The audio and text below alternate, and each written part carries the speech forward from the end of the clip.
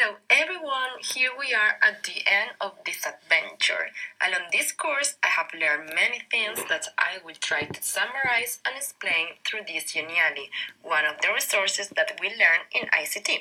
So what a better way to tell you my experience? The first step was create a blog.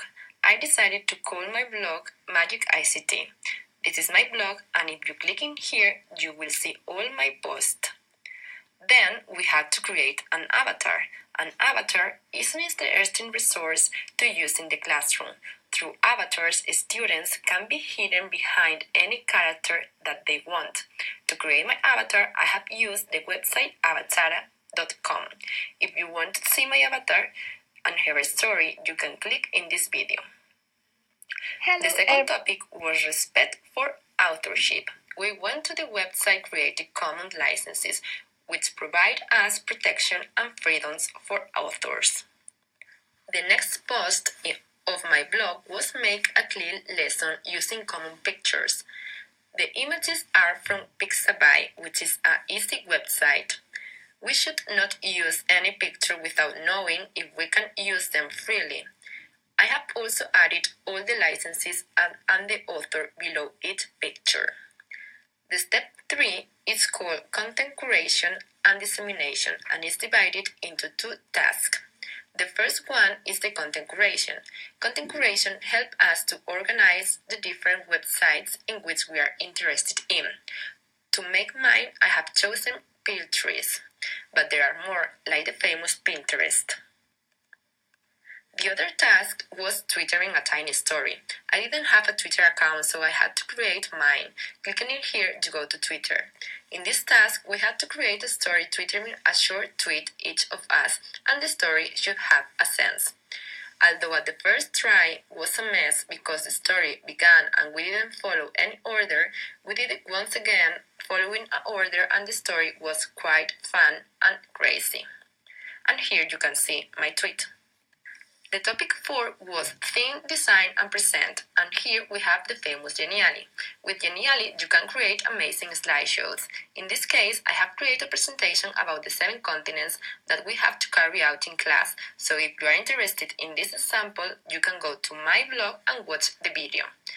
And here you can see my Geniali presentation. The topic 5 was Visualize and Share.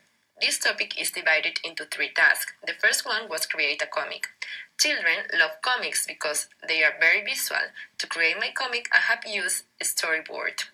The web page is very intuitive. In my comic, the students will be able to understand vocabulary related with some emotions, and they will learn how to face a struggling situation that they can find in their school. The second task was create a mind map. I have used my master, which is a website very easy to use. You can start by writing the title of your project and you will see different ramifications appearing. The mind map is about a project focused on the study of local rivers that I would like to carry out in class. And finally, the infographic. Infographics are a tool with which you can make complex information eye-catching. They are a good resource to use in the classroom because they are very visual and make easier the learning process for children. I have used Canva. I made an infographic about the metamorphosis, as you can see. The topic 6 was create a podcast. We can use this resource to create a school radio or a place where students can upload and share their information and interest. First, I create an account in SoundCloud. There you can find different playlists depending on what you want to listen. Once that you have your account, you will need to start creating your own material. To do this, I have used a program that I download for free called Audacity. And then I create my project that you can see in this Google Doc. The topic 7 was the most extensive. We had to do different things. The first tag is called Flip It and is divided into 2 parts, storyboard and video clip. The aim is to create a video explaining something to our students, but before we had to create a storyboard. The storyboard consists on drawings and notes in frame. Each frame represents a scene in the video story. We create groups And that was the best part because I really like my team. Then we decided to do our work about important women in the history. If you want to know all the details and information about our storyboard, check it out in this doc. The next class, we went to the Ministry of Education to record our video in a chroma. The main idea of our project is to see the importance of the woman around the history. To make it more interesting, we decided to make conversation between the women, and we had to dress up of Cleopatra, Joan of Arc, Marie Curie, Grace Hooper, etc. If you are interested in the video, click here. The next task was the project called The World is My Audience, where through the hashtag TWIMA8 you can see the interesting stories about others. I recorded my video with Flipgrid, and here you can see my story.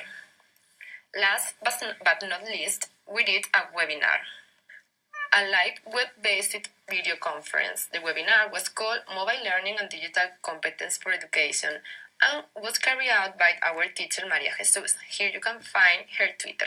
In this webinar, she was explaining the different online training course for teachers that you can find in Aprending Dev, where you can improve your digital competences. And also, she talked about EduPills.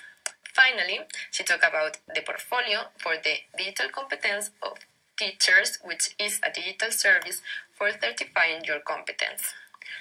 There, you upload your digital competence evidence, such as your blog, like mine, digital projects, budgets, and you have to relate it with a level from the common framework. It is important to have a certification of your digital competence, as well as to be updated and be aware of your own learning.